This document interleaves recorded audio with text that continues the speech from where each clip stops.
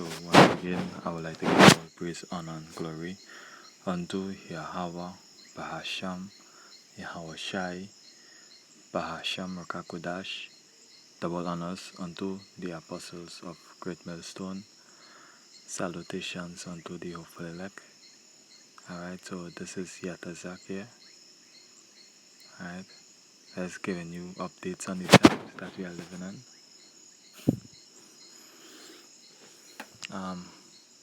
Basically, prophecies are turning up.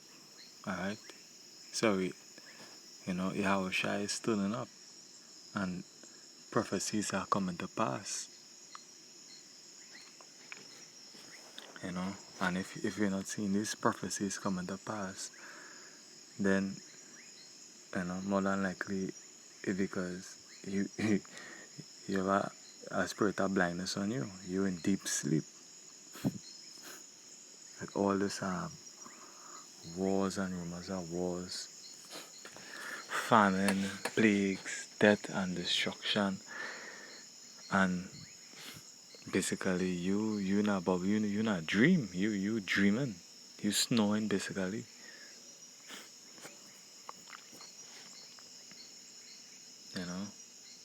I'm watching this video here, and it's basically it's terrible.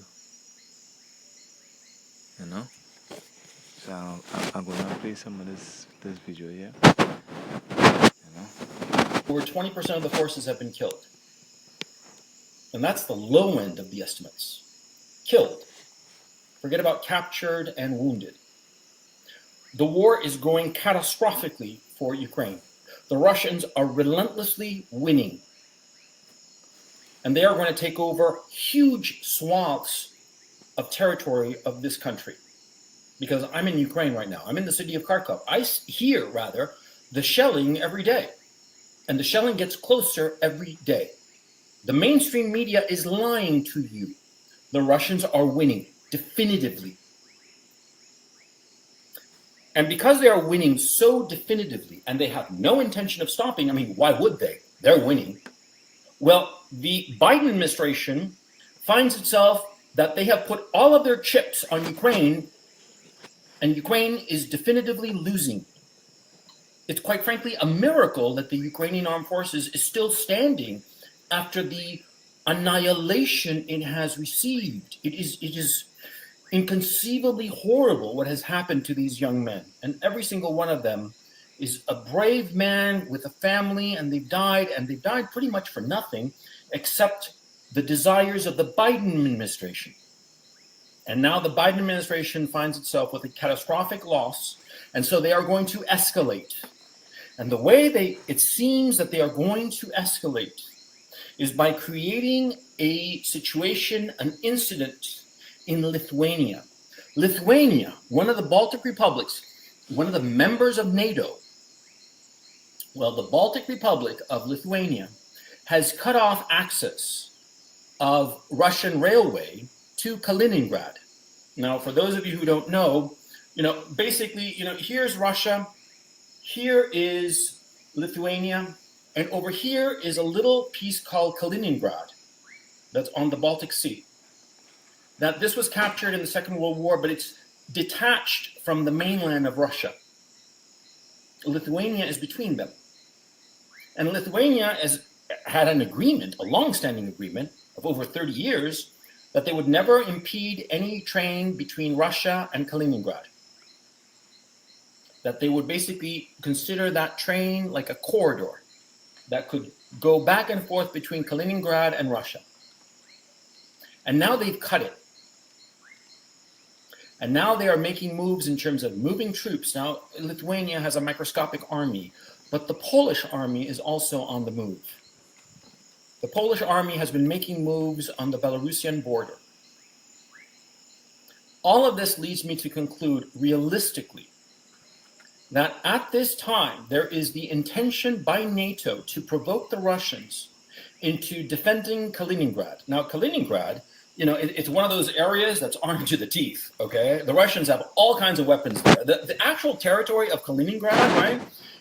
They're not really worried about it. That's not the issue. The issue is Russia. Russia. So, as you can hear the guy here saying, basically you are being told a lie on the news. The news are lying to you. So how much longer are you gonna trust your your government and these presidents and all of them is just puppets basically. So basically you are being told a lie on the news. Let's listen some more. Territory is going to be attacked by the Lithuanians and the Poles. And what are the Russians supposed to do?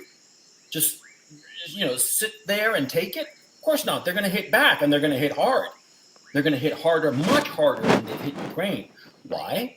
Because the Russians consider the Ukrainians a brother people. Lithuanians, they're just foreigners. They don't care about the Lithuanians. And the Poles, same thing. I mean, the Russians and the Poles have hated each other for going on 400 years, okay? And so now it seems clear that Lithuania and Poland are setting up the conditions to provoke Russia into attacking one or the other or both. And this will draw in all the other NATO states, including the United States. Now, it doesn't take a genius to realize that the brains behind this idiotic idea are American brains, the Biden administration. There are crazies in the State Department and in the US Senate and in the Biden administration itself. They all want war with Russia. And they're sick and tired of pussyfooting around using the proxy of Ukraine to fight against the Russians. And so they want to have American troops fighting directly against Russians.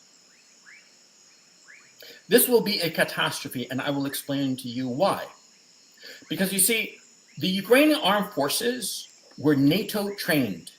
NATO trained approximately 10 to 12,000 Ukrainian troops every year for the past 8 years. That is approximately 80 to 100,000 Ukrainian soldiers were trained to NATO standards in terms of tactics, maneuvers, communication, control, everything. The Ukrainian armed force was the largest, best equipped, and best trained NATO army that has ever been fielded. Man for man, it was better than the American armed forces, and that's the truth. They're certainly better motivated because, after all, the Ukrainian soldiers, well, they're defending their own land from the Russian invaders. So they're better trained, better equipped, and more motivated. And they have been annihilated. What do you think will happen to Lithuanian troops, Polish troops, or American troops that go up against the Russians? They're going to be annihilated too. So basically, all of you who think that America forces, America armies is big, on, this big indestructible force that nobody could take down. Oh boy, you guys you're gonna learn. Especially because the Russian troops at this time, what they have been doing is that they have been rotating all of their troops constantly. They've only put in, at any one given time, about 190,000 troops. At this time, it's estimated that they only have 130,000 troops. But their entire army of over 1 million men has been rotated through Ukraine. They all have combat experience, hardcore combat experience. They're going to annihilate the Americans. And this is where the danger comes in. I don't care how much you love the American flag. I don't care how much you say that America #1 and best equipped army and all that bullshit. The fact is they're going to be annihilated by the Russians like that. And after, the Biden administration, out of panic and out of a cavalier attitude that it's no big deal, they are going to use nuclear weapons. They are going to do that. The United States has never taken off the first strike option from its menu of options insofar as a military conflict is concerned. The Russians have stated definitively that they will never use nuclear weapons on a first strike basis. Never. Only in response to a nuclear attack. But the Americans have never made that promise. So basically, I let this guy speak because basically this is news that you're not hearing in the news. Alright, so I hope that you was edified, giving all praise and glory unto Yahweh, Bahasham, Yahweh Shai, Bahasham Makakodash, Shalom.